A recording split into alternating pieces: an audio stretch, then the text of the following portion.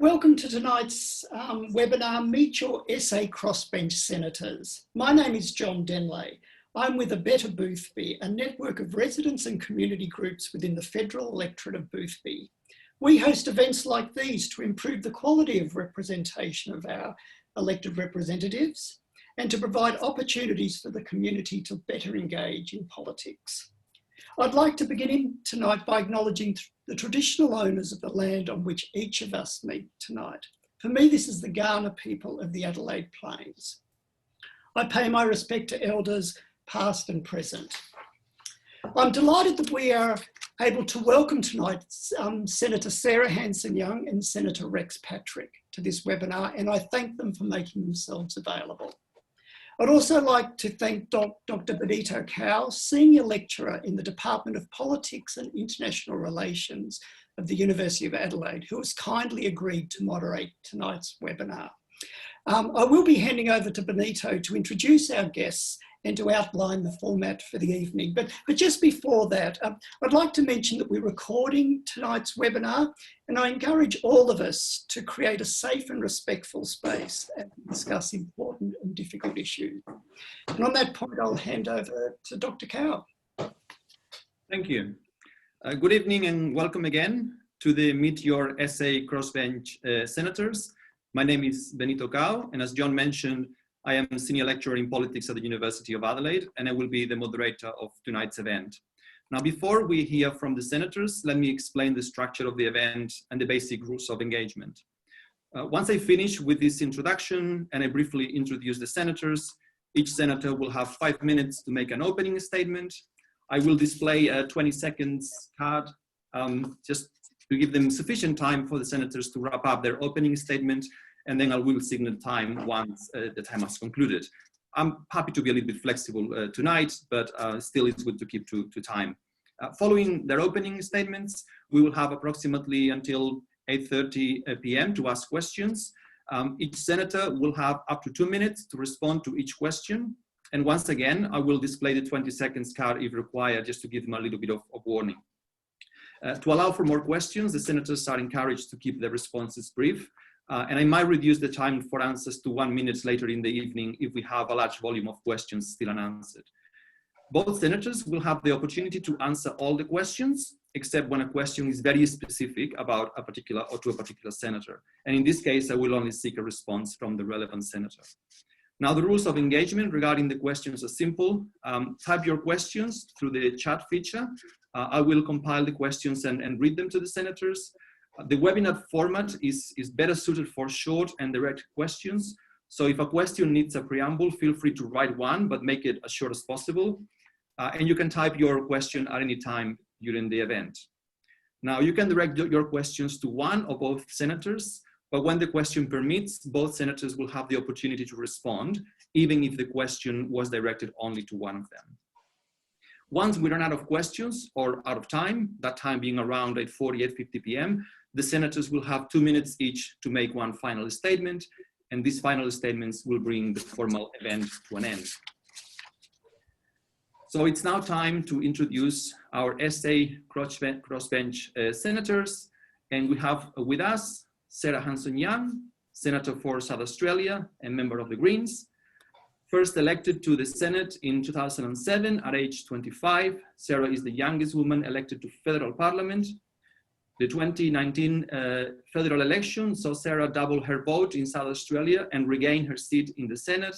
And Sarah holds the Greens portfolios for environment and water, the arts and communications, tourism and dental health. And we also have with us Rex Patrick, Senator for South Australia and member of Centre Alliance. Born in New Zealand, Rex moved to Australia when he was 7. He joined Centre Alliance, formerly the Nick Xenophon team, as Nick's senior advisor at the start of 2016, and he was asked to fill the casual vacancy that resulted when Nick resigned from the Senate in October 2017. And Rex is the Centre Alliance spokesperson for a long list of portfolios, including environment and energy, foreign affairs, and employment and workplace relations. Now, Senator Hanson-Young and Senator Patrick are high-profile senators, not just in SA, but in Australia.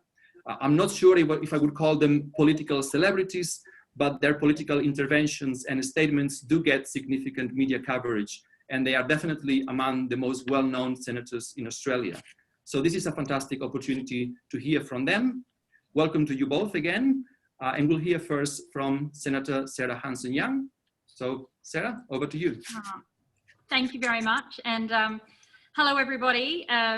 Lovely to see you here. I'm watching you on an iPad, so I can't actually see everybody from screen to screen, but looks like we've got quite a few participants, which is wonderful because it's bloody cold out there tonight. So what better way than sitting down at the Zoom and getting to drill your politicians. I'm actually a resident of Boothby. I live in Belair and I've been here for quite a few years. I love this area. I think it's the best part of Adelaide. I think you get the hills and you're not far from the city and you are not far from the beach. And I think actually our community is a really, really lovely one. And some of the things that I've been seeing being at home much more than normal because of COVID-19. And when I mean at home, I mean in Adelaide as much as anything else, is just how wonderful this community really is. It's really coming into its own at this moment.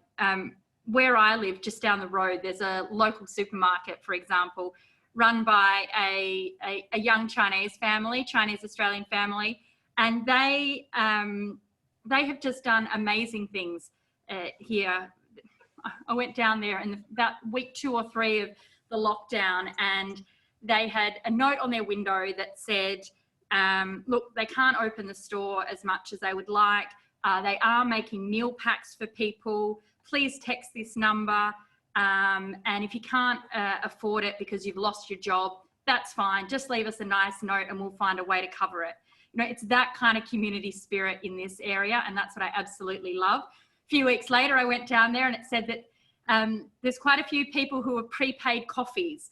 So if you're desperate in need of a coffee or a piece of cake and you don't have the income, other people in the community have already paid. So I just think we live in such a wonderful, wonderful place, not just in Adelaide, but in Australia and the rest of the world. And look, this is really why I went into politics 12 years ago. I've always been a community activist. I've always been somebody who cares deeply about how the people at the top, decision makers, whether they're in business or in government, whether they're thought leaders, about how connected and engaged they really are with community. And of course, to that point, I joined the Greens because I believed that, and still do, that the environment and how we engage as a community and as a society, as humanity, with our environment is fundamental to our the values that we hold for each other, actually. And again, you know, thinking about these kind of strange times that we're in, you know, we're doing this community forum over Zoom. COVID-19 has really forced us to think about what kind of world we live in, what is good about the community we live in, what is good about the services that we get from government, and perhaps the things that we could A, do without, or B, as we come out of this COVID lockdown, what the post-COVID or post-corona world is going to look like. And I don't want to just go back to the way things were. I want us to think about the things that we've rediscovered or discovered about ourselves that are good, and hold on to those. And I want us to understand that we have done so well in the health response to COVID-19 in Australia because we listened to the science, and we had political leaders across the spectrum listening to the experts and the science and taking action and doing it swiftly. That's the kind of leadership I would like to see on the real crisis that we're facing, and that, of course, is climate change and the state of the planet. So I think there's so many really positive things that we can take out of this. However, I also know that a lot of people have been hit really hard, small businesses, if you're a casual worker, if you're in hospitality, if you're in tourism, if you are in the arts, if you're in any of those service-facing industries, you've been hit really hard. Last week's unemployment figures showed 40,000 jobs have been lost in South Australia in the last month. We have a challenge on our hands. And what I want us to do is to deal with both the challenge of economic recovery with one that looks after community and the planet. And I think a green recovery is the way to go. So I'm looking forward to lots of questions about how we could do that tonight. Thank you, Sarah. We'll now hear from Senator Rex Patrick. Rex, over to you. Thank you very much. I join you tonight from Canberra. I've been across in Canberra for the last 3 or 4 weeks, actually, just assisting or participating in a range of committees, including the COVID Oversight Committee. And of course, we did have a sitting of the Parliament as well. So perhaps the weather here is not quite as bad as Adelaide. Sarah's indicating it's not so good outside, but I am heading back to South Australia tomorrow. I just wanted to deal with the lingering issue created in the opening about my being born in New Zealand. I have renounced my citizenship, so there are no Section 44 issues with me. Thank everyone for their time tonight. I know people have got lots of things to do, and it's always good to be able to listen to people right across, particularly South Australia. As a South Australian Senator, I take that very seriously. I do pay a lot of attention and direct a lot of effort to concerns of South Australians. I made my way into politics somewhat accidentally. I didn't ever think that I was going to be a politician. I got involved in some submarine related matters because I am a former submariner. Back in about 2008, I started assisting a Liberal senator, actually, who was in opposition, just assisting with Senate estimates oversight of government. I was asked to become an advisor when that senator became a minister, the defence minister. I decided not to do that. One of the reasons I decided not to be an advisor in a major party is because often the major parties are constrained. They'll have a party position. I'm in a position now as an independent, effectively a smaller party. If someone comes into my office and says, "Hey Rex, there's a problem," all I do is I listen and think to myself, is this person right? Are they wrong? Have they got it mixed up? How do I help them? If you're in a major party, what tends to happen is you listen to what someone's got to say. And if you think they've got a problem, you then have to run it through a couple of filters. One is, what is the party's position on this particular issue? And how will it affect me in my endeavours to climb the ladder to eventually become a minister if I were to rattle the cage on this? And that's something as an independent, as a smaller player, that I don't suffer from. I have a small party, lots and lots of flexibility within that party centre alliance, and I can just take on any issue that is of importance to a constituent. I ended up assisting in the Senate for that period of time, refused an offer to be an advisor, and then Nick Xenophon somehow got in contact with me. I liked the way he did business. As I said, he didn't have to run through the filters of what does the party think. Ended up being an advisor to him, and of course when he decided to move back to South Australia, he'd done 10 years in state politics, 10 years in the federal arena. It's a pretty tough gig. He wanted to go back to South Australia. He asked me to take over, and that's what I've done. So whilst I was never had any ambition to be a senator, my rule in life is whatever job you're doing, you just got to do the absolute best you can, and I've tried to take that up and represent South Australia across a number of different issues. I share Sarah's concern about COVID-19. One of the few senators that have actually had COVID-19 have recovered. So I've been through all the self-isolation processes, made it out of the other side, but back in and contributing again. The economy has been hurt. We've had some benefits in the environment as a result of COVID-19 in terms of fewer emissions, which has been quite noticeable right around the globe. But we do have to now take on the situation that we're in. We do need to work out how we're going to deal with things economically, but also in a responsible manner from an environmental perspective. Often you'll see Sarah and myself sitting on the same side of the chamber, smiling at each other, and occasionally we'll be on opposite sides of the chamber, and she'll give me a death stare, but all very effective. Thank you. Okay, so that brings us to the time for the Q&A. But before we get to the audience questions, and I've been compiling quite a lot of them, and since this is an excellent opportunity to meet you and to get to know you, I would like to ask you some general questions of a more personal nature. And you did touch on some of these in your introductions, but I would like you to expand a little bit on all of them. So the first one is, briefly, what brought you into politics? Why did you decide to get into politics? Sarah. Well, it was a number of moments in my life, actually. But look, I was a young activist, and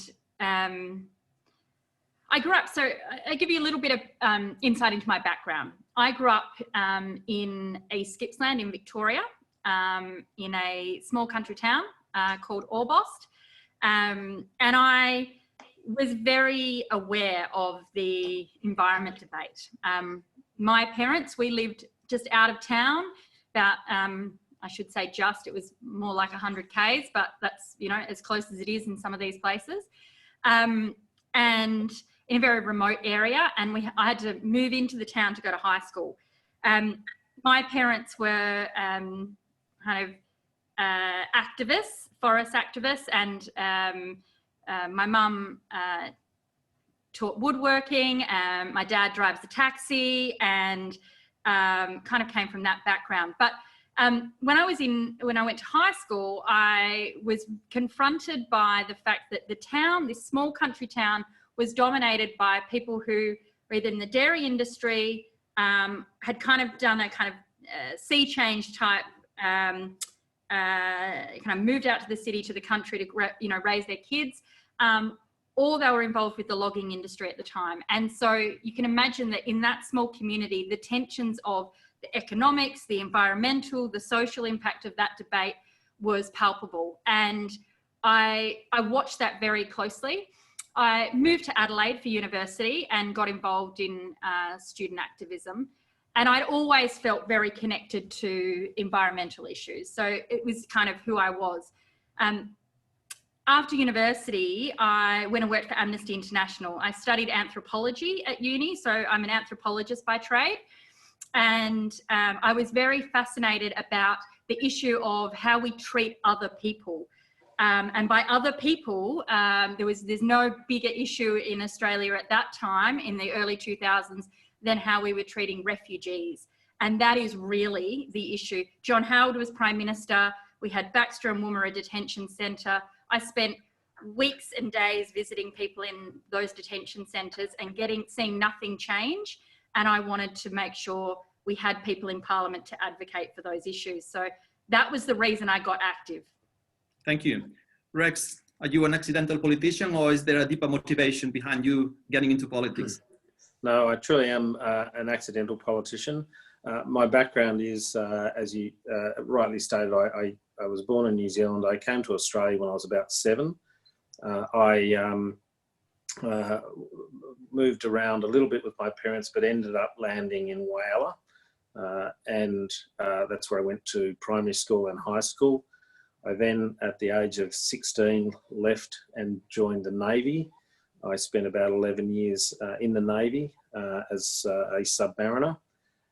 I then worked in the defence industries for another 13 or 14 years before starting up my own little company, which I ran for about 8 years. But when I was running my own company, as I indicated before, I had a concern about the approach that the Australian government and the Department of Defence were having in relation to our future submarine program. I'm a big advocate of submarines, having been a former submariner, and I can talk about them a lot. But I also recognise the need to have a balance to make sure that we get value for money. We don't go over the top in the pursuit of an expensive and risky submarine. And that's one of the things that I've been working on whilst I've been in the Parliament. But it was that got me drawn into the Parliament. Since being involved, I've certainly broadened my view of a whole range of different issues, and was helping Nick for a couple of years. Nick was someone who didn't sleep very much, which suited me because I don't sleep very much. I'm always active, always trying to do things. And when he vacated his Senate seat to do other things, I was asked by him to take the reins, which I gladly did. But I never ever thought that I'd be a politician. Okay, another of those questions for both of you. So how has been your general experience as a senator so far? What have been some of the highs and lows of being a senator? Sarah? Oh, okay. I was going to say, we could alternate who starts. That's okay. Keeps it easier this way. Okay. Look, I found the experience wonderful. I think I've been there 12 years now, and I love it. I really do. There are, of course, like any part of our lives, there are good days and bad days.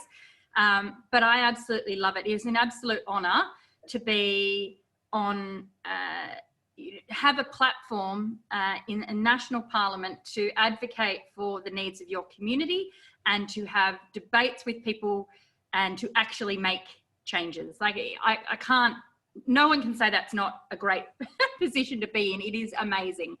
I think my experience over time has changed. Of course, as you said in the beginning, I entered politics as a 25-year-old, and soon after that was a single mum. And so my daughter has grown up with me as I've, kind of muddled my way through and found my place in politics. And that has been an absolute juggle, but I wouldn't replace it for anything. I think it's always made sure I had a purpose in what I do. It's incredibly grounding. But with that comes a whole lot of extra kind of attitudes that you're confronted with that perhaps I didn't expect when I entered politics. I was a bit naive. I thought, well, if a young woman can get elected to politics, then, we must have sorted this place out by now. 12 years on, it is still very much a boys' club. I've had to take on some pretty big fights with colleagues and former colleagues in relation to, stamping some of that out. And of course, my legal case and challenge against David Lionhelm, I guess, is testimony to that. So my experience has been wonderful, if not challenging. And Rex, with a little bit less experience, but what are some of the lows and the highs so far for you? Oh, look, I also enjoy being a senator for many of the same reasons that Sarah articulated. We are able to influence things, particularly in my situation on the crossbench in a balance of power situation.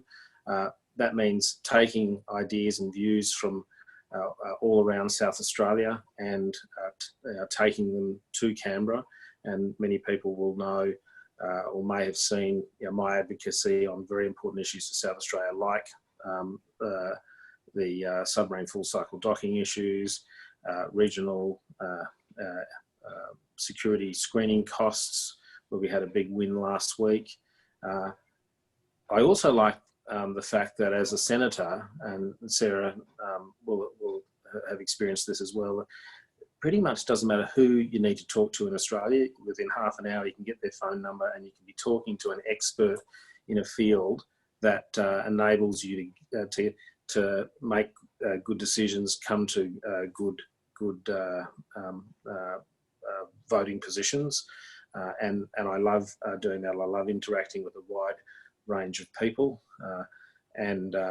You know, particularly in circumstances where I have to pretty much look at every piece of legislation going through the Senate, particularly, well, every piece of controversial legislation, because often the Centre Alliance vote makes a difference.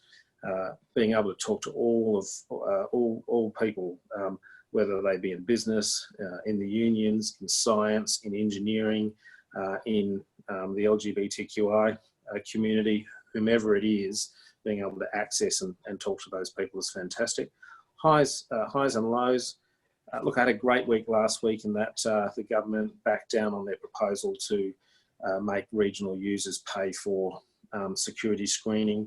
That will now be an amortised right across the country cost. Without some of the political manoeuvring that we did last week, we would have seen people in Whyalla paying an extra $52 for a seat on an aircraft to Adelaide, whilst people in Sydney pay 86 cents to get through security. Now the people in Sydney will have to pay $1.50 and the people in Whyalla will pay $1.50 or something of that order. Great win that actually will help South Australians, but will help people all around the country.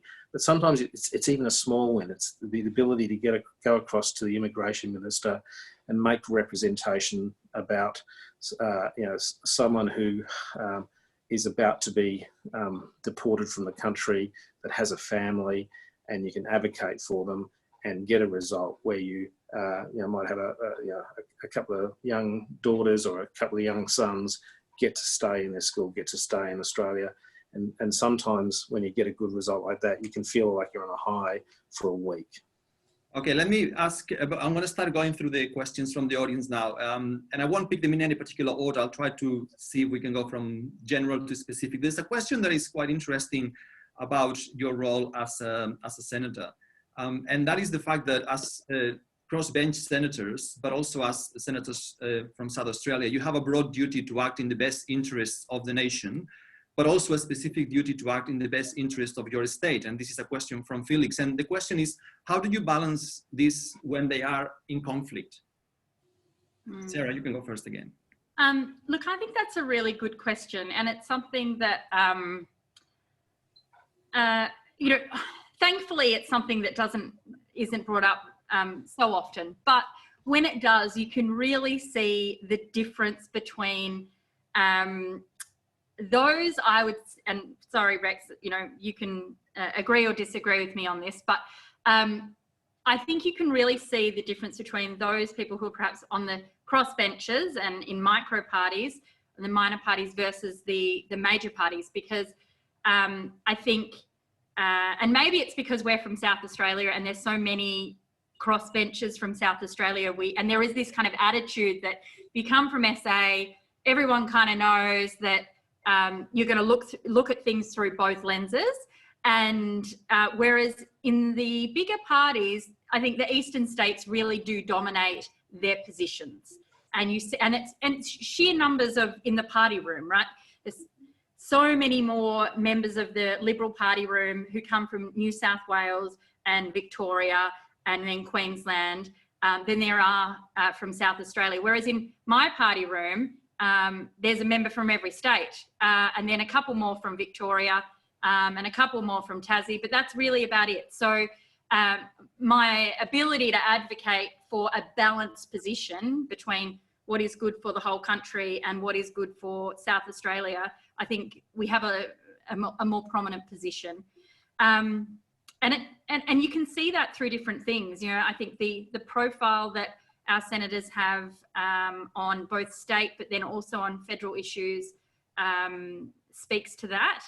And how do we weigh it up? Well, I think you've got to be honest with people.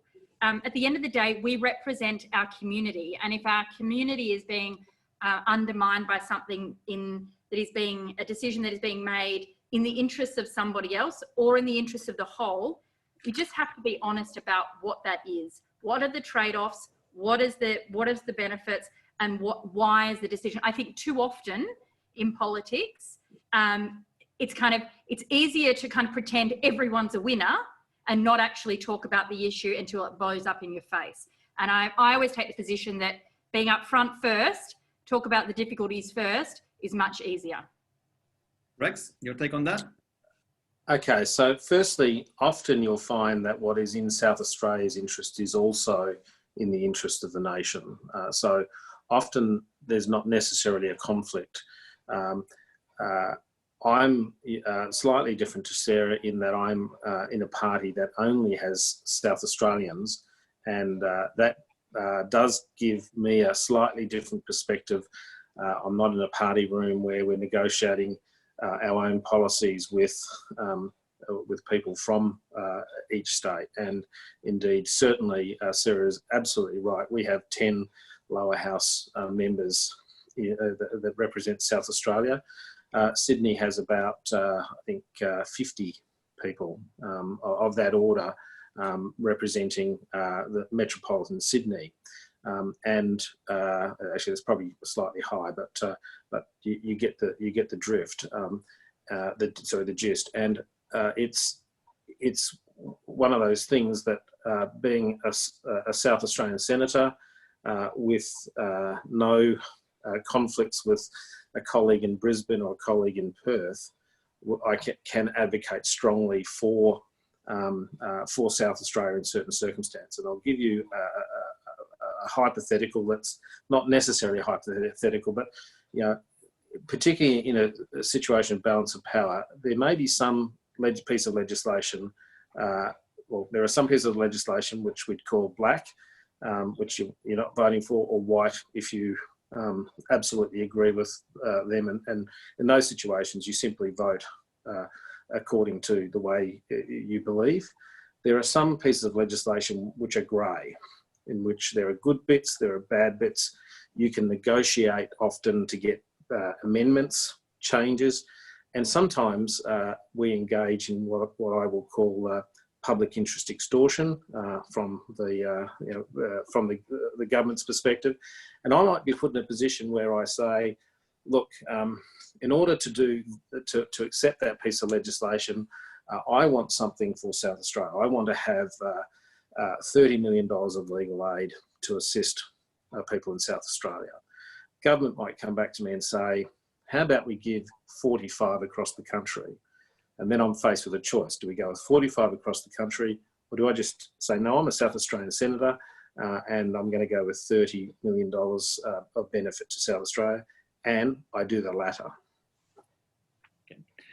Thank you. Now, there's another question that is also quite broad, and I've seen it in Facebook yesterday as well, and this comes from Ian.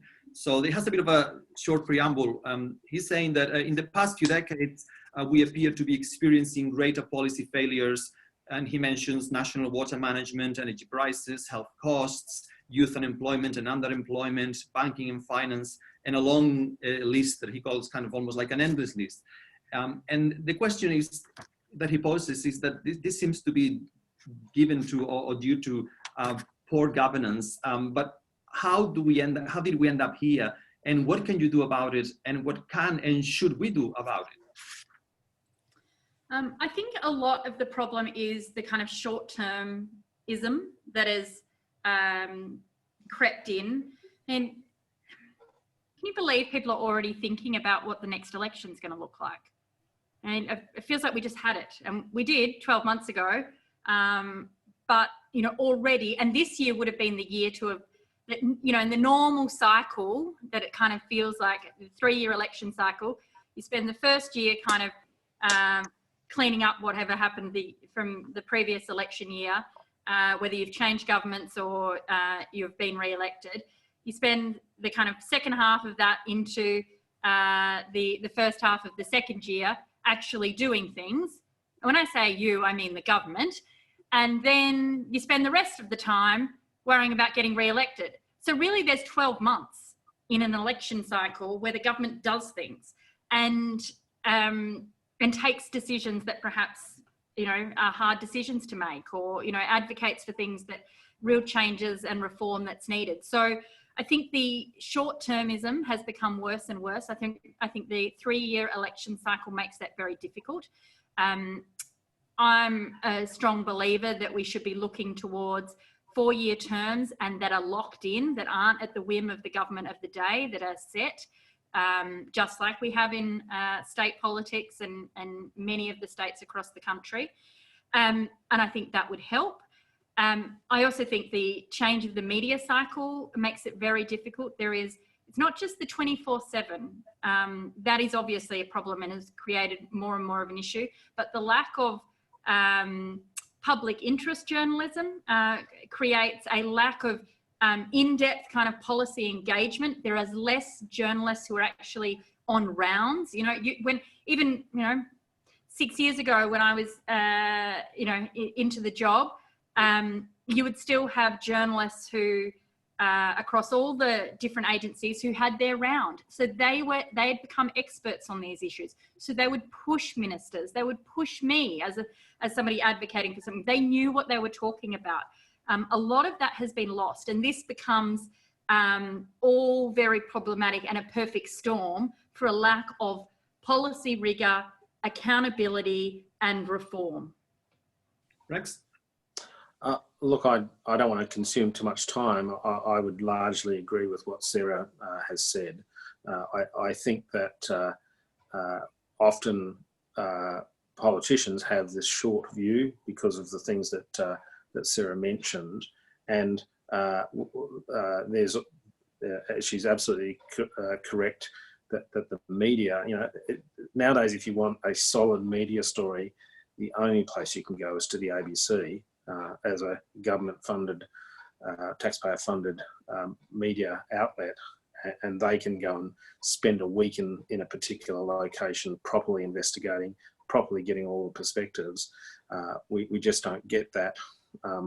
And one of the problems we have is that politicians can respond to the sort of clickbait kind of social media and media that takes place, but also and this may also be part of the problem in terms of people's lack of trust of politicians. A lot of people turn off and they don't engage, and governments know that they can wait until 6 weeks before an election and run a campaign and know that voters will respond to the campaign, not necessarily look back through the duration of the period of time that the parties have been in government and look at the policy work that they've been doing. So there are lots of problems. I agree, a perfect storm. Thank you. I'm going to start now going with more specific questions from the top of the list. So the first one is from Karen, and she asks, do you think that social payments for the unemployed should be held at the current amount or reduced back to the normal rate once the COVID-19 crisis is over? I feel very strongly about this. The Newstart rate of $40 a day was atrocious, and hadn't been lifted for over 20 years, and it just was not acceptable. And when you had business, industry groups, the social services organisations, charities all advocating for an increase, and the government ignored it. One of the good things that has come out of COVID-19 is that, when governments need to do things and to act quickly, they can. And they did on this, doubling the rate of Newstart to the new job seeker rate. It should be kept at that level. We are facing a disaster in September at the moment. I mentioned in the opening the 40,000 job losses in a month here in South Australia. That's without even taking into consideration the number of people who are on JobKeeper who will never actually get that job back at the end of this. We are come September, we are going to be on the edge of a cliff, and the number of unemployed is going to climb significantly. Particularly amongst young people, and I'm really concerned about what that means here in South Australia. We already have a huge are larger than the national average youth unemployment rate, and it's going to be even worse. The last thing we want to do is pull the rug from out underneath people and put them back to a level that was well below the poverty line. So we are advocating strongly in the Greens to retain the rate. And if you want to join the campaign, please do. Rex? Okay, so I have a slightly different view. For a long time, you know, Centre Alliance has supported raising Newstart, and we are still of that view that it is just inadequate, and that view is now shared broadly across the community. However, we also need to be economically responsible. We've spent about $230 billion of taxpayers' money over the last, or committed that over the last 2 or 3 months through the Parliament. Eventually that will have to be recovered in some way. So we kind of have to find a middle way through this, and that is, we can't go back to the rate that it was. That was just simply, simply not acceptable. I think we'll have to roll it back to something more generous that balances out the need to make sure we look after people. It is not just young people that are completely disinterested in work, of which there are very few of those. There are many people that simply can't find a job. As Sarah mentioned, there are no jobs. There won't be jobs on the other side of COVID-19, at least immediately. We have to look after people. I'm going to bring a slightly different question here that is lower in the list, but links well with this one. Ian states that the New Zealand Prime Minister has taken a pay cut. And he also makes the point that many in Australia are doing it hard. And he's asking, why haven't federal members do the same? Why haven't you taken a pay cut? Do you think that is a good idea that politicians take a pay cut? Or is that a bit of a cheap shot? We've had a pay freeze. We were due to have an increase and that's been frozen. So that's been a decision that's been made. Our wages are set by an independent panel. So you know, I think if they think that we should have a pay cut, so be it. I do think that we've got to think about, as we kind of move through this period, what I'm worried about is the direction that the government is currently taking. The COVID Commission that they have established has a very, very clear agenda, and it's not about people, it's not about community, it's not about creating kind of those green economy or people-focused jobs. They're putting all of their eggs in expanding the fossil fuel industry and cutting corners for big business. And I think on the other side of this, we are going to see a real push to cut the public service. Already, there's an announcement that's been looming around cuts to the ABC, which is just unthinkable at this point. I mean, most people know what's going on with COVID-19 because of the ABC's coverage, not because of Scott Morrison's good communication skills. So I understand why the question's being asked. I also want us to think about the view that the Conservatives are going to take, and the Conservative government, big business are going to take, about attacking the public service. And I don't think we should be going in and saying, let's slash public service wages at a time when actually we're going to really need economic stimulus in the right spots. And I think having a strong public service helps us do that. Next. Look, I think people are remunerated on the basis of the work that they do, and I think Sarah would agree with this. She might not agree with the policies that the government have been implementing, or all of the policies that the government have been implementing, but what she probably will agree is that all of the ministers have been working long hours, coming up with remedies, or what they think are appropriate remedies. And the same for public servants. A lot of them have been burning the candle at both ends. So I don't think you simply ask people to take a pay cut when in circumstances where they are working as hard as ever. Having said that, last week in the Parliament, there was talk about us not having a sitting calendar, and both the Greens and Centre Alliance, I've been very strongly advocating that we should be sitting. We should have a regular Parliament conducting all of the duties that we do. Last week I was on the verge of putting a motion to the Senate suggesting that we all take a 20% pay cut until such time as we're prepared to sit a normal sitting calendar. So I'm having it both ways there. I think if you work hard, you should be remunerated well. But if you're not doing your job, all of your job, then a cut is in order. There's another good question about the broad context in which politics operates in Australia, in which you operate. So I'm going to bring a question from Alan at this point in time.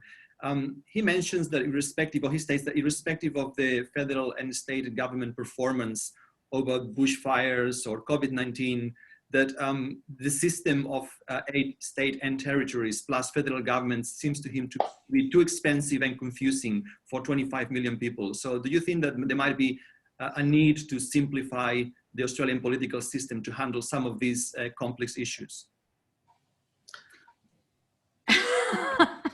Look, I'm glad you're going first, Sarah. If you were going to start the system from scratch, would you do it? Would you design it the way it is? Probably not. But we are where we are, and I think I've jokingly said in the past, what good is state governments? We should get rid of the state governments and have better local government and better federal government. But realistically, we are where we are. And I think, in fact, the way the COVID-19 crisis has been handled, thank goodness we've got state governments actually, because it was state governments who really did, I think, drag the federal government to a point of needing to talk about how we manage things properly. And the bushfires, as outlined in that story, that question, is another example where, thank goodness, we had state governments, because if it had been left to the feds, nothing would have happened.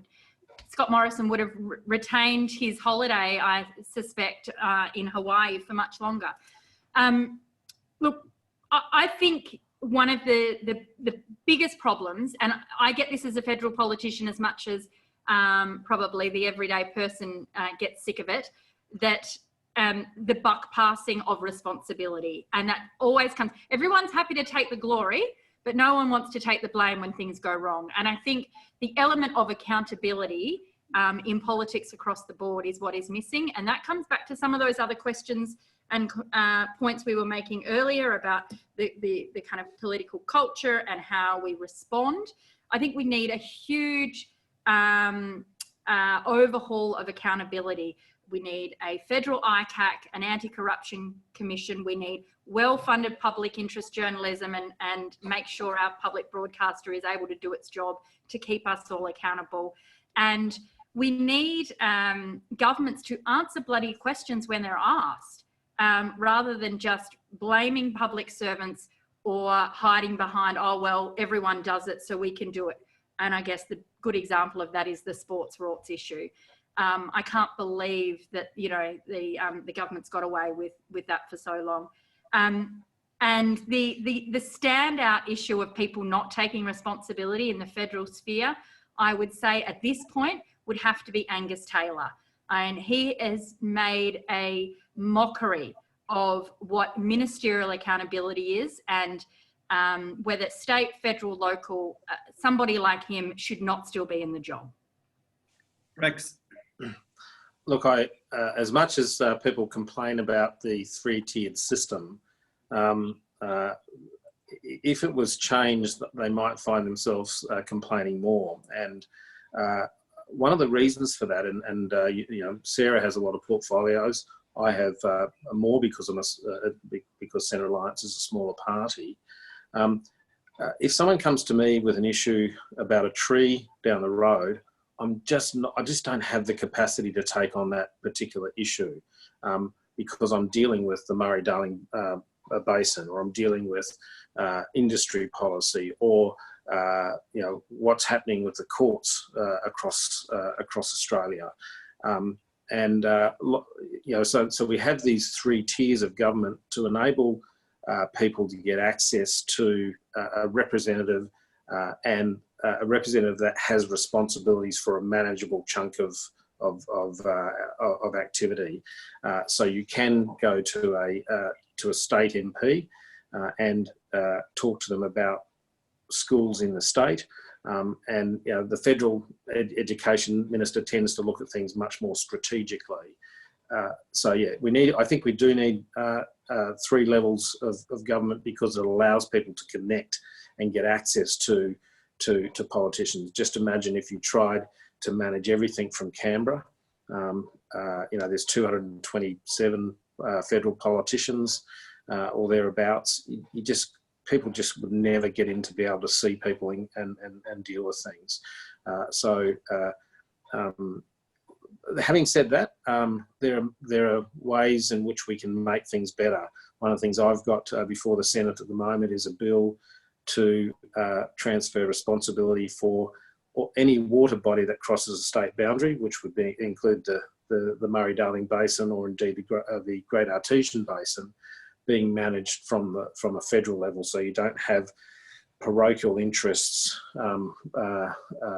but basically sabotaging in many cases outcomes. So there's room for improvement that can be done within the current system. Okay, I've noticed there are a couple of questions on energy and the environment, so I'm going to go with those two next. They come from Jim and Karen, and I'm going to combine them into one. So Jim asks, do you think the government should be able to subsidize carbon capture and storage as part of coal or gas mining from Emissions Reductions Fund? And is this wise use of public money and good economic management? And then Karen asks whether you think we will ever get, again, a price on carbon. So what's your general take on this, on the role of government, and what's the best policy in relation to carbon pricing? Well, firstly, let me say that I think the news out yesterday saying that the government is using COVID-19 and their new COVID commission, which I already referenced earlier, which has been stacked of mining executives and property developers and reps from the fossil fuel industry to kind of chart their way out of COVID-19, and using that as a cover to spend money and a system that was designed to really invest and establish the green powered economy and green energy, clean energy, to kind of try and rewrite the rules now to fast track gas and this kind of carbon capture and storage, which we still, I mean, I've been in politics 12 years, and the entire time I've been there, people have talked about this, and it's not viable, it's not happening. And you know what, guys, the planet is already at a point of 1 degree of warming, and we're on our way up, and we can't stuff around with this anymore. We actually have to just get on and transition and to reduce pollution. Look, I'm pretty concerned that the government wants to use what public money is available for that transition to kind of feather the nests of their fossil fuel mates. I'm really upset about it. That legislation, in order to do that, legislation is going to have to pass the Senate. We're going to fight really hard against it. I can't imagine, Rex, you can speak for yourself, of course, but I can't imagine that you would want to be opening up that can of worms. I mean, it's just the exact opposite direction. And I think a huge hit for South Australia, because we have an amazing opportunity in this state. We've got abundance of renewable energy, and we have the ability to actually use the cheap, clean energy to redesign and reinvest in manufacturing, and whether it's the Whyalla Steelworks and having that green powered, or green aluminium, or electric cars, green hydrogen. There's so many opportunities for this state, and I think that all goes to the wayside if the government gets their way. price on carbon, somehow, in some form, it's going to happen because that is where the world's going. It may not be in the form that it's been previously. Of course, Greens have fought really hard for this, but it is inevitable that we're moving that direction. Rex? Okay, so I start off with the fundamentals. I have an engineering background. What are we trying to achieve in respect of energy? That is, we want to have energy that is reliable, affordable, and clean. And we're not in that space. Each one of those attributes has faults at this point in time, but that's what we need to be steering towards. That means that over time, we need to make sure that there's a penalty for unclean energy. But we also have to make sure that people who just operate wind farms and bid into the market only when the wind is blowing somehow address the fact that people need power 24/7. The NEG was an arrangement that was looking to try and solve that problem. It wasn't perfect, but the general principle was there, and that is you need to move towards clean energy, but you have to do it in a way that is reliable and affordable. We don't want to ever have a situation where people in Adelaide, particularly elderly people, can't afford to turn an air conditioner on, can't afford to not turn a heater on. So we've got to approach this in a sensible, measured engineering way to get to the end point, which is the point of difference probably between Sarah and Centre Alliance, between the Greens and Centre Alliance, is probably the speed at which we get there and what you're prepared to compromise along the way. But I think the end point is common. Now that goes to things like carbon capture. I haven't looked at that. I would as an engineer if that proposition were to come up. But in principle, if it doesn't work, then it's not going to get support. And if there are other options that can be adopted to get to that end, they're likely to be more economical, and the market will end up sorting that out. You shouldn't need government intervention in relation to that. There are a couple more interesting questions that tie with what you've been exploring in the last few minutes, and this is for both of you. Jeremy mentions or states that renewable energy represents a fantastic opportunity to transform our economy for the better. And he states that this is being thwarted by close ties between government and the fossil fuel industry. And he asks, is it overstatement to call this corruption? And how can this dynamic be changed? Look, I think the reason we still don't have a roadmap to reducing carbon pollution that we still don't have a reasonable and scientific backed emissions reduction target is because of the vested interests that the fossil fuel industry has in the corridors of Canberra. And I see it every day when I'm in Canberra. The lobbyists are there, the revolving door between advisors to ministers and lobbyists of the big fossil fuel companies and lobby groups, whether it's the minerals councils or others. That revolving door of mates looking after mates is very stark, and it's not overstated to point that out. And of course, the COVID commission that has been charged with the economic recovery by the Prime Minister, his hand-picked team of people, first of all, it's chaired by Nev Power, who's a big fossil fuel gas guy. And even just today, there is a reports that one of the key things the Commission is pushing for is a huge $6 billion gas pipeline in Western Australia. Guess who happens to have interest in the gas industry in Western Australia? Oh, what do you know? The chair of the Commission, Nev Power, the same guy at the top of the job. So look, I think there is huge questions about the vested interests and calling the shots. And I think it's one of the key reasons why we haven't moved forward in this issue. And I also think it's one of the key reasons why there is such resistance to a full-blown, proper anti-corruption body. People across all sides of politics have said they want something and it still hasn't happened. And I think that's because some are all too comfy with getting what they want when they want it. The political donations from these big industry groups really do dictate how quickly or slowly the government of the day moves on this stuff. Rex, how do you read the relationship between fossil fuel industry and government in this country?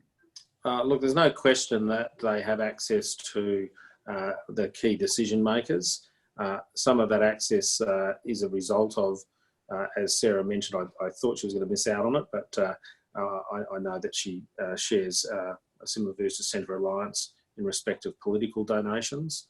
That goes back to what I said before, that governments carry out their policies knowing that 6 weeks out from an election, people, and I'm not talking about the people who are interested enough to join us tonight, but people who simply have very little interest in politics are easily swayed by election campaigns that are funded by some of these big businesses, and so it's that tie-in that is an issue. Just when we're talking about clean energy, I'd also like to just point out that it's not just in the energy sector we need to be looking. We need to be looking at other things like electric vehicles. That's a great industry where we could have had some startup if the government had been much more proactive. We note that over the last month or two, emissions have been down significantly, and a lot of that is based around people not driving cars. Just imagine if we had support for things like electric vehicles. Now, there's a very specific question for you, Sarah. So this one is, again, just directly to you. It's from Kyle, and he's asking whether, in hindsight, did the Greens make a mistake not to pass the carbon pollution reduction scheme in 2009? No, I don't think so. I think what's happened since then is a failure of politics and too much vested interest. But that's actually what happened with the CPRS in the beginning. I was there. It was my first term.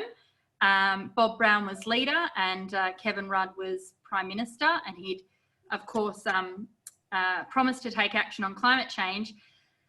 And then came up with a scheme that effectively put a ceiling on how much carbon pollution we could reduce.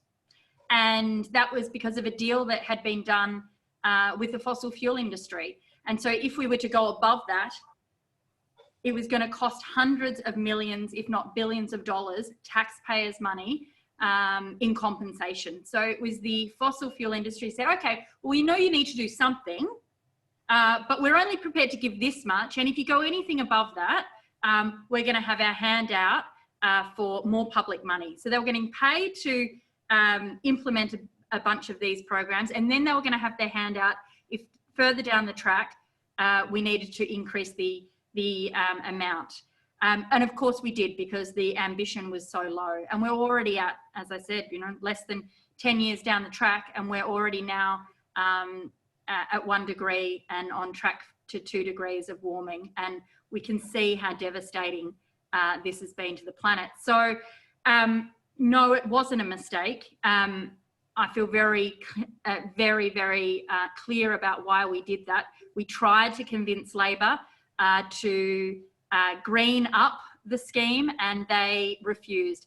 Penny Wong was climate change minister at the time, and she just absolutely refused to engage with the Greens at all. Only wanted to negotiate with the Liberal Party, only wanted to take the year of the fossil fuel industry and make them happy on the way through. And we got sidelined, and it really was a bad scheme. So in the end, of course, the Liberal Party had their politics, and Malcolm Turnbull was rolled. But do I feel comfortable with the decision I made? Yes, I do. You want to comment? Yeah, I'm just going to say, because you can't have a too friendly a night. The answer is yes, they did make a mistake, and perfect is the enemy of the good. Okay, so this one, we can reverse the order because it's about submarines. So you can go first with this one. There's a question from Jim. And he asks, beyond submarines, what should the federal government be supporting that will boost manufacturing and economic resilience in South Australia? But there was also a question posted on Facebook yesterday about submarines from someone who's interested to hear, particularly from Senator Patrick, about the submarine contract massive cost blowout. So just give us your insights into the cost blowout and also other schemes that you think might be important for South Australia. Okay, just starting off with the submarines. In fact, one of the reasons I'm in Canberra today was because there was a meeting of the Joint Committee on Public Accounts and Auditing. It's a joint parliamentary committee, and we spent much of the day examining the submarine project. They appeared before the committee. We have a situation where when the submarine was originally conceived back in 2009, it had a construction date of 2016. That's well and truly gone, and a much smaller budget. We saw back in 2015, then Secretary of Defence Dennis Richardson told the Senate that the future submarine project would cost $50 billion outturned, which means catering in things like inflation and currency exchange. We've recently seen that number for $80 billion outturned with the collapse of the euro, the Australian dollar against the euro. It's now at $90 billion. And Defence often say that's okay because Treasury takes care of the currency losses, but as I pointed out to them today, the taxpayer is the person that's sorting that out for them. The real cost to the taxpayer is $90 billion. It is a hugely risky program. It is the most expensive submarine program in the world, and we need to work a way out to de-risk this project and to get its schedule back on track and come up with something that is a bit more conservative in terms of project risk. Going to things where we can help South Australia, obviously keeping full cycle dockings in South Australia is important. That's 700 jobs. South Australia has a falling population relative to other states, which is why we lost one federal MP in the last election. We need to be doing a lot more value add. We spend most of our time digging rocks out of the ground and exporting them. What we should be doing is doing value add, and Weil is a good example of that, where we dig iron ore out of places like Iron Monarch, Iron Barron, and Iron Knob, and we export it overseas. We should be turning it into steel here, turning it into product here. The same can be said about things like lithium, where we export the lithium and it comes back in the form of a lithium-ion battery at something like 20 times the cost. We need to be doing the value add here. It creates jobs, it creates intellectual property, and it helps our balance of trade. Sarah, you can go for a little longer as well. Look, I think this is an extraordinarily large waste of money. To have that cost blowout and, $90 billion, Rex says, well, imagine the public good that could come from paying childcare workers better, or ensuring that we had more nurses and carers in the aged care and the disability service, or more teachers, or paying our teachers a decent wage, making sure we don't have teachers on casual wages. I find it shocking as a parent that when my daughter was in reception, her reception teacher, on the weekends, we would see working at Bunnings, because during the school holidays, they've got no wages coming in. Like, it is appalling that we have our educators in this situation, particularly the newer and the younger teachers that we actually need to be in there learning the trade and getting their feet under the desk. I think the amount of better investment we could be having and economic bang for our buck would be much better spent on renewable energy infrastructure, advanced manufacturing in terms of electric cars, things like that. Medicine that we desperately need to diversify in now because we've learnt that we rely too much on medical supplies and other medicine coming from overseas. And of course, yes, the service industry, which is just so, it has been taken for granted for far too long. And again, I know I keep saying this, but I just think this is a wonderful, we've been given an opportunity now to change things for the better. And we have to make priorities. The government has just spent $200 billion on immediate response to COVID-19. We actually are going to need a proper pathway out of this. And that means building the types of jobs that we want. And while I know there's some jobs there in perhaps replacing some of the submarines, because, you know, of course we need some, but to have that full fleet, I mean, it is a waste of money. And every time the government says, oh, we don't have money to pay childcare workers properly, or we don't have money to clean up this particular part of the environment, or we don't have money to do this, I just think, well, that's absolute bollocks, because you've got $90 billion you're spending on submarines we actually don't need.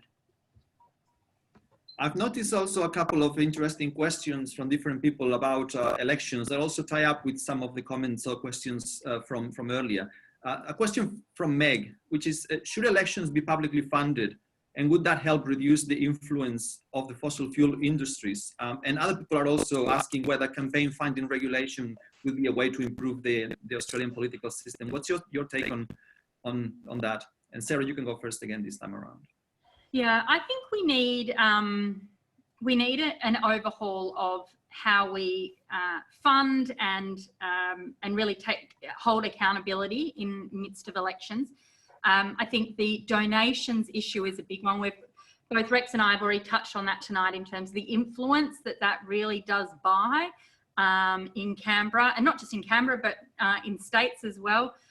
Don't forget the last Tasmanian state election was basically bought by the pokies industry. You know, it's terrible the level of influence donations had on that election result.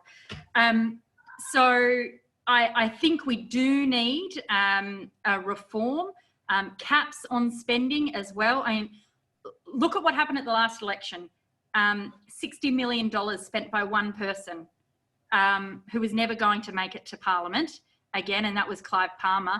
But he definitely bought the election for the Liberal National Party. And so, you know, and why did he do that? Oh, because he's got a coal mine opening up in North Queensland, that's why.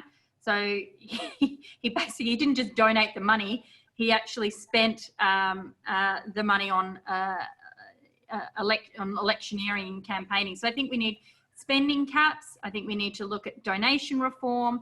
And if you did have some form of public funded elections, and there is a form of that, because we do get political parties, if you get above the 4% threshold, you do get some of your money back as a political party. But because there's no cap on the spending and there's no cap on the donations, that is what continues to make it unequal. So yes, I think it's really worth rethinking a lot of that. I also think automatic enrolment once you turn 18 is really important. You know, one of the biggest and strongest parts of why our democracy works. I've done a few exchanges for a few different elections around the world, particularly the US. I was in the US during one of the Obama elections, and we just cannot ever take for granted our compulsory voting regime, and making sure that people automatically enrol when they turn 18, I think is really important to making sure the next generation continue to have a voice in democracy. Rex? Yeah, look, I think the system we have is broken, and one of the things that we could do immediately to change things is to have real-time disclosure of donations, so that people can see who was donating to who. I also share the view that there ought to be a cap. I actually like the idea that if any people listening here tonight liked Sarah's policies or my policies, want to in some way contribute. But the idea should be not that you can buy Sarah, not that you can buy Rex, but that you like what they do. And in those circumstances, I think people should be allowed to contribute to help. It's where they're trying to do the opposite, which is to basically make sure that I think a particular way on a particular issue on a voting day. That can't be allowed to happen. I'm trying to find this. There was an interesting question on a slightly different topic from Karen. Let me see if I can just fish it out of here. Where we are.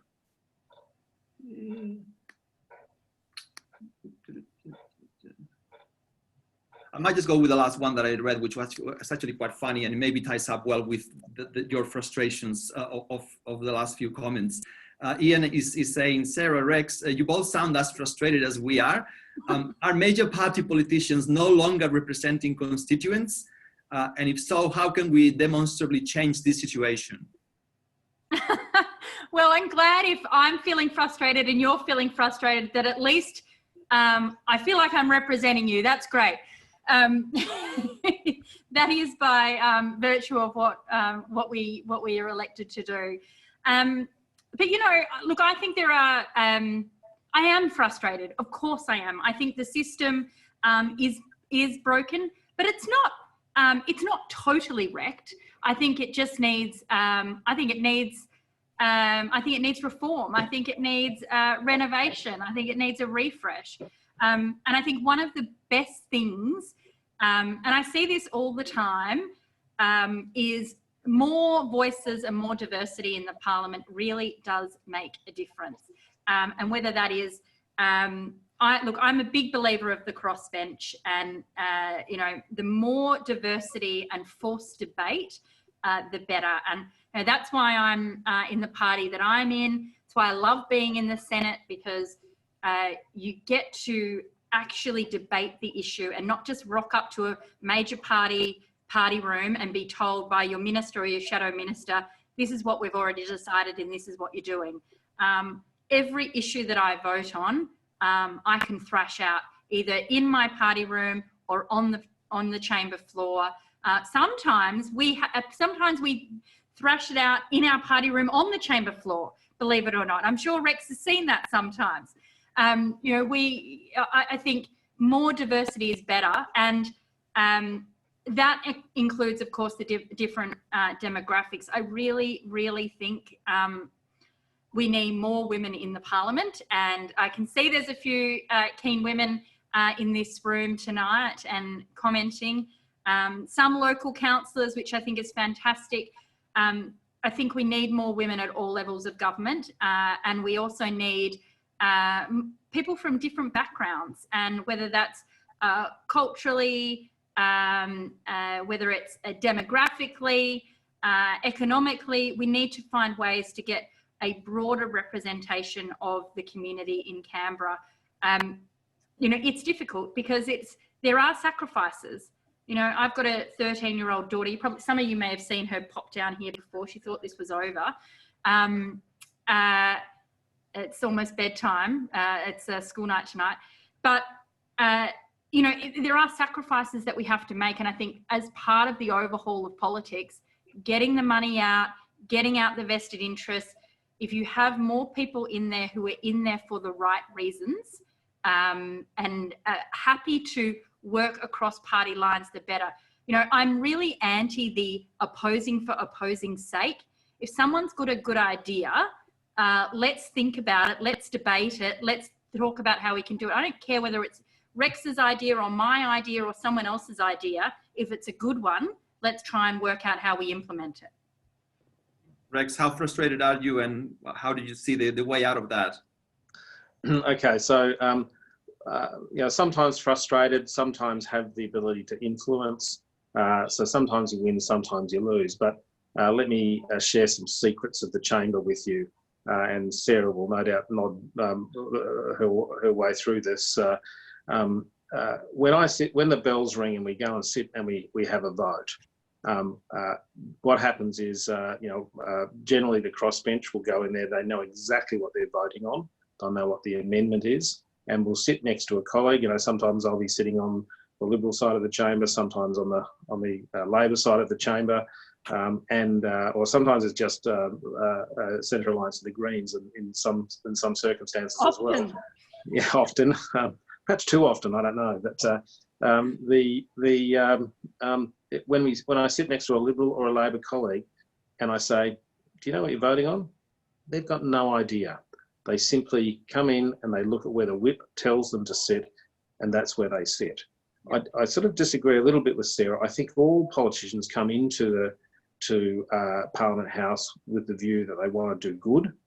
What happens when you come into the Parliament in a big party, you quickly realise that you don't have a say, and that certainly that's what the case is in respect of voting.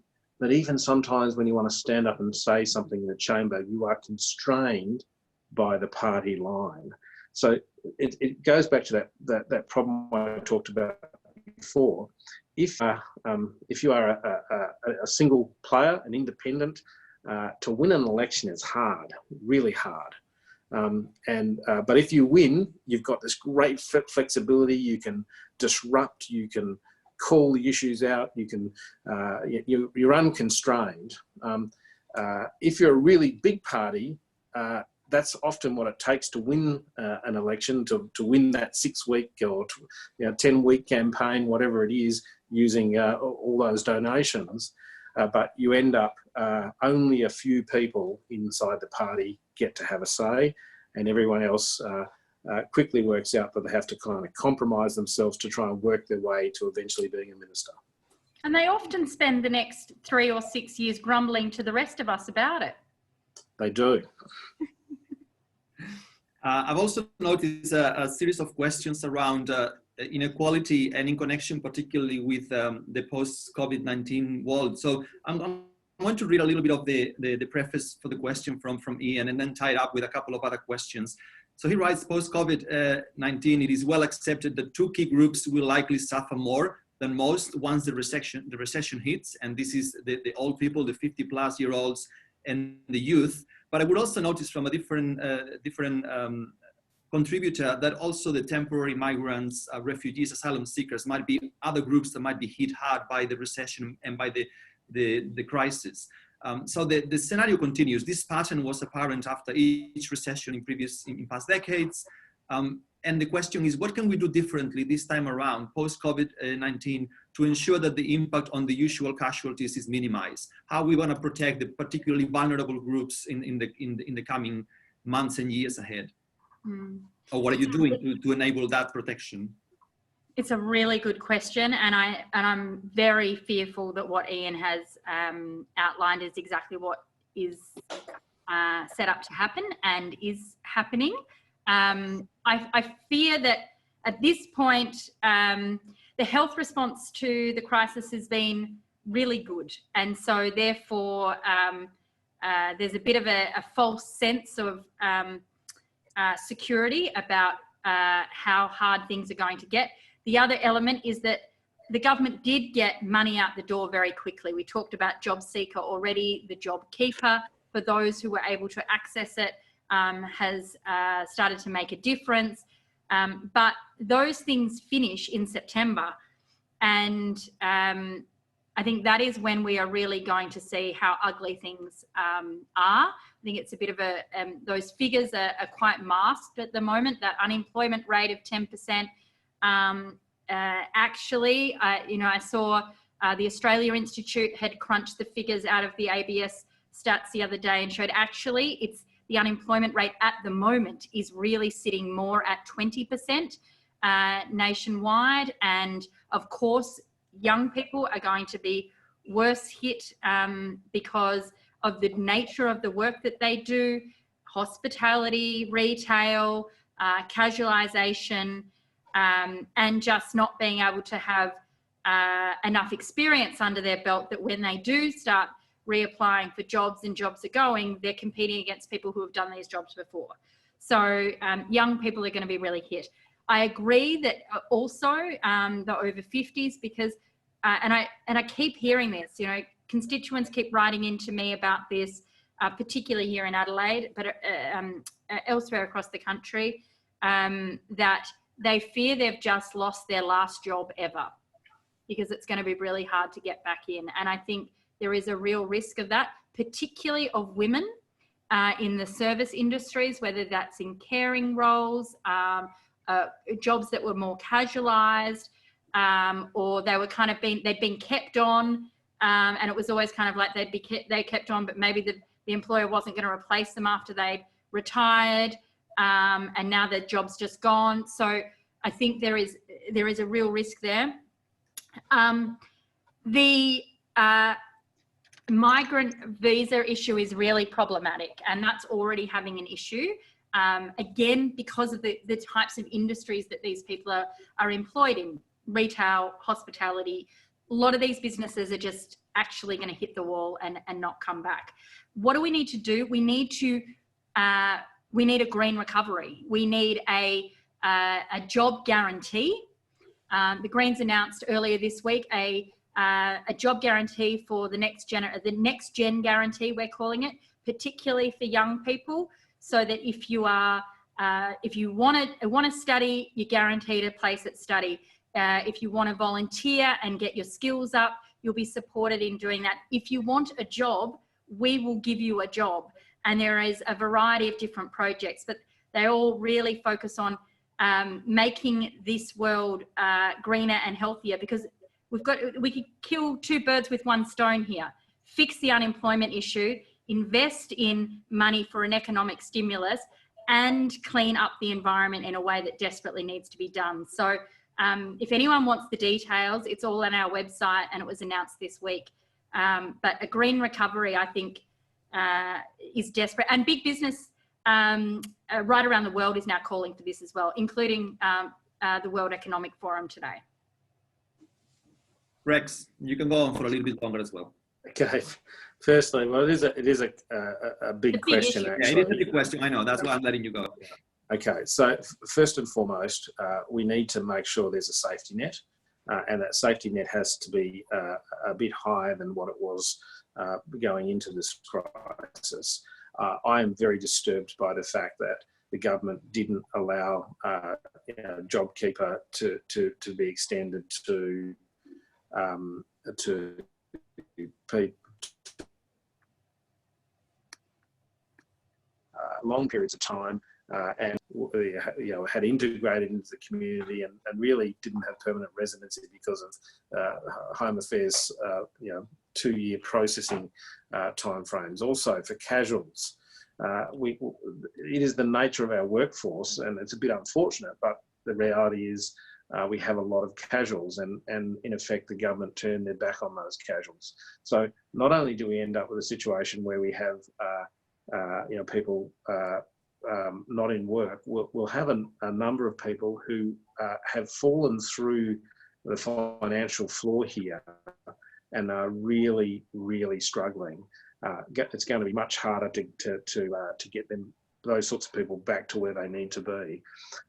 We need to, and in terms of solutions, we do need to basically look at this a bit like a post-war reconstruction. We need to have a concerted effort that involves things like training, apprenticeships, making sure people have access to education, but also having a range of projects that kick on early, that end up creating jobs. One of the worst things, one of the most disgraceful things I saw this government do in relation, in this COVID environment was when they gave the contract out for the cloud server for the COVID safe application. They gave it to an American company, and in doing so, they exported Australian dollars. which we are short of, Australian taxpayers' dollars. And in doing so, they didn't support the companies here that could have done that work. And in fact, in time, what that does is create a situation where the American company has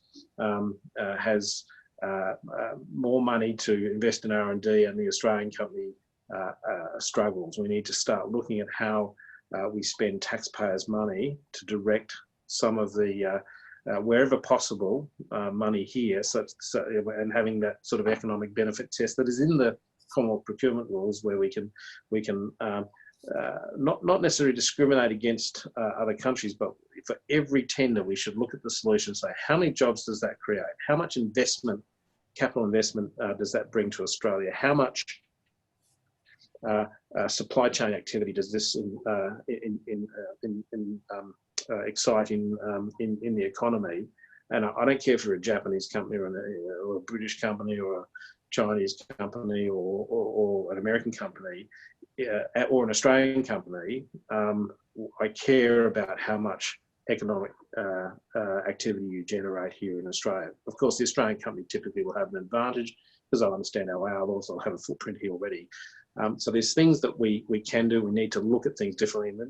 And procurement, for example, we also need to make sure that we address some of those self-reliance issues that have been exposed as a result of COVID-19, where we've got supply chains that were disrupted, and where we had to really stretch around and look carefully to be able to come up with things like ventilators and PPE.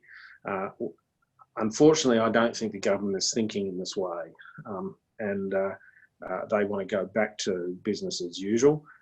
People already talk about tax cuts, and Sarah's already talked about the plans of the NCCC.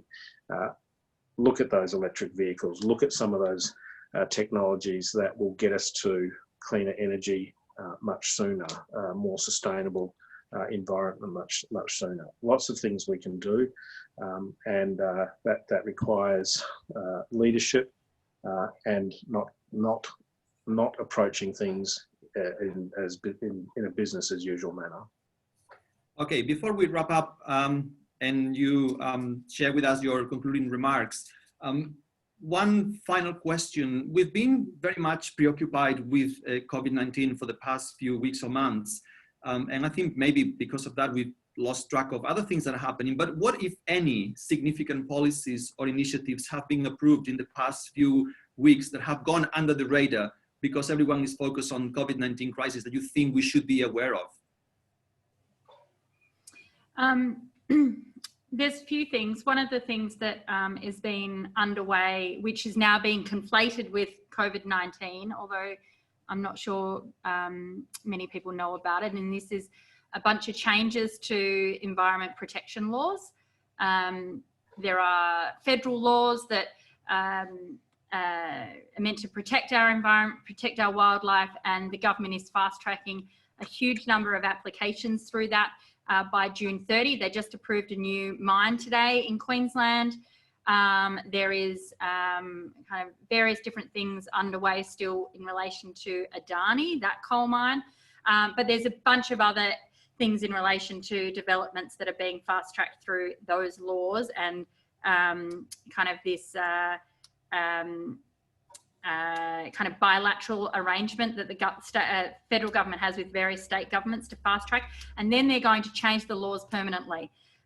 So that is, and it's all now being dressed up as kind of, in the guise of COVID, big business as normal, needing to snap back, when actually it was always their agenda. So keep an eye out for that one. There's been a number of other things that have been tabled in the Parliament. There's a new rule for ASIO to be able to question and hold 14-year-olds. That was kind of slipped on into the mix a couple of weeks ago. Keep an eye out for that. Cuts to the ABC have been being pushed. Watch out for that. The fact that the budget has been moved to October, and a lot of that is going to be prefaced as kind of the recovery budget, after COVID, I think we'll have to be very, very careful about what else is slipped into that. Rex and I will have budget estimates in October, and I suspect, Rex, we will have our work cut out for us. Rex? Yeah, thank you. Sarah's mentioned a number of things, so she went first, so I got the big items out of the way. That's okay. You're doing all the work, that's fine. I think there are some other little things that are going on in background. Most people would not be aware that the Australian taxpayer is paying about $4.5 million a month to keep a floating oil platform called Northern Endeavour in operation in lighthouse mode in the Timor Sea. There was, I understand today, there may have been a new instrument just tabled to extend the original $10 million, I think, to another $34 million. Lots of little things going on behind the scenes. And in some sense, the important point is, and the big failing that we've had, is that the Parliament has not been sitting. COVID has been looked at by government, addressed by government, but there are lots of things going on. Government's wheels are still turning. Things are still happening, and the Parliament should have been sitting, should have been observing exactly what is going on. We should have been holding an additional estimates next month as well, because basically we'll end up with a situation where there'll be 6 months between estimates, whilst there are all sorts of things that are going on. The police are still carrying out their functions for which there should be oversight. ASIO still carrying out its functions for which there ought to be oversight. Not saying those agencies do a bad job, but they ought to be subject to oversight as every government department should be. I sat with a minister, I won't name the person, but that minister said to me, Rex, we don't need to have Parliament sitting. Things are going okay. No, sorry. Was that Angus Taylor, Rex? I'm not. No, it wasn't Angus Taylor, but I will not mention who it was. But He thinks the AFP are doing a really good job not asking him the question. I do remember helping. I mentioned at one stage I helped a minister. A former minister, but I helped him when he was in opposition. Senator David Johnston. I used to help him with estimates, and I used to look at all these. We used to put all these questions in and get frustrated as to them not being answered properly. And when Senator Johnston got into government, I went into his office at one stage, got invited in, and one of his advisors showed me all these estimates answers that were coming back to go to the new opposition. And the same people that had been frustrated about the lack of answers were saying, why are we going to answer that question? Why are we going to answer that question? Why are we going to answer that question? So beauty is in the eye of the beholder. Your perspectives change. Governments always like to do things they think they're doing well and don't need any oversight at all. It's such an important thing, and we've been missing out on it. Okay, well, we have run out of time, which is great because it means there have been plenty of fascinating questions. So I'm afraid I have to bring the Q&A to a close. I'll give both senators now the chance to give a closing statement for a couple of minutes. But I would actually like, as part of that statement, if you can squeeze it in there, to know what is the one thing that you have done as a senator so far that you feel particularly proud of? The one thing that, setting everything else aside, including all those frustrations, made your decision to go into politics worth it? So Sarah, you can go first again. Look, thanks for tonight. It's been wonderful. The questions are really insightful and have covered so many different areas. So I hope you've got a bit of a taste of, I guess, the work that we're doing and the things we're passionate about. I certainly have got a bit of a sense of the things that you care about. Look, despite sounding frustrated, I'm a person of deep optimism, and thank goodness for that, because I think in this job you need to be optimistic, or at least I do, to keep myself sane, because I want the world to be better. I desperately know that if we apply our knowledge, our community, political, leadership will, we could actually tackle the climate crisis. All the answers are there. We just have to get on with it. And this is a perfect opportunity to do it. I think the world has really been given an opportunity to reset, and we need to make sure no one is left behind. We keep that mantra of everybody is in this together, but we have to be committed to building a post-corona world that is one that is healthier, safer, and kinder. And that's really, I feel inspired all over again as to why I'm in this job over the last few weeks. And I'm very thankful for that, because I think, you know, you don't want to get out of a period like this and go into the next wave of crisis when it comes to unemployment and so much inequality, feeling just like everything is doom and gloom. I really feel inspired that we've got the answers to do something and to change it. So, and that the world has seen another way. And I think that I feel very passionate and inspired to fight for that. So that's what I'm really looking forward to. The one thing that I feel very proud about is making a stand for equal treatment and respect of women and girls. And that's as much for men as it is for women, because we're all in this together, and the world is always going to be a better place if women are treated equally and with respect. And I said my 13-year-old daughter came into politics with me, has grown up with me through this, and the fact that she's able to stand there proudly and is really keen on going into this world as a young woman, knowing that she should be treated equally, and that I've had a part in that. I can't be any prouder than I am of that moment. Thank you.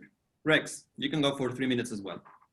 Okay, so look, it has been a pleasure tonight answering everyone's questions, and I'm sure that not every answer we gave was to everyone's liking. That is the nature of politics, but I think Sarah and I have both answered honestly. We can be contacted in our offices. It's easy to jump on the web to get hold of us and to make representation to us and try and connect with us, and we will respond. So tonight's not the end. Just in terms of things, the proud moment or the really good feelings that I've had.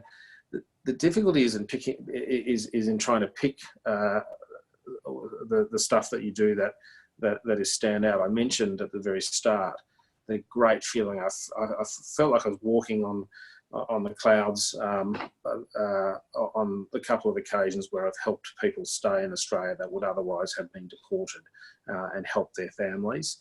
But equally so, Centre Alliance managed to secure an $80 million genomics centre on North Terrace, and we assisted with getting a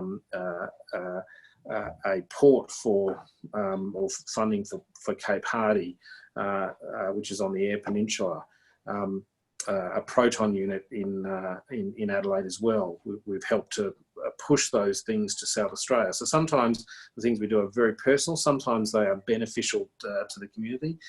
Sometimes it involves a vote or some political positioning, like I did last week in relation to ensuring that we have equal security charges right across Australia, or a vote like same-sex marriage. That was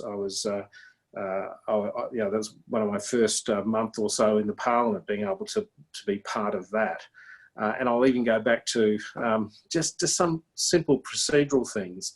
My first day in the Senate, my first motion that I lodged was a motion for an order for production of documents that related to Eastern Australia Agriculture's purchases that led to the later discovery of Watergate.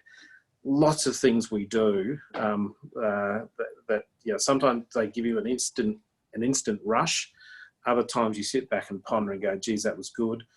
Or in the case of that order for production of documents, helped expose something. Maybe we haven't got to the bottom of it yet, but but it makes people think twice about whether or not that they might conduct their business in the way that they did. So it's really hard to pick anything. I think that's the joy of being a senator, is you get to do so many different things, and each of the really good outcomes you get affects you in a slightly different way. Thank you very much. Well, that brings us to the end of the event, but before we stop the recording, I would like to thank the audience for your questions and comments, and on behalf of A Better Boothby, myself and the audience, I would like to thank our SA Crossbench Senators, Sarah and Rex, for their participation in this event. Thank you very much. Thanks and good night, everyone. Yeah, thank you, Benito. Yes, and just before we close, I'd just like to thank Sarah and Rex myself for responding to such a wide range of questions, and I particularly found fascinating the insights into the dynamics of Parliament and the complexities of the political donations, the ICAC issues, and how they affect, fundamental policies, which was, yes, thank you for that. But also thank you for sharing a bit about yourselves. I feel that I know more about you, and I can understand more of the motivations and interests and passions behind the decisions and the advocacy you make. Thank you, Benito, for a really difficult task of synthesising so many questions, keeping the evening moving, and just allowing us to hear such a wide range of responses. And thanks to everyone for for staying in on a cold night. It's probably a good thing to do, but also for posing so many questions and making it such an interesting forum. So thanks very much all, and good night.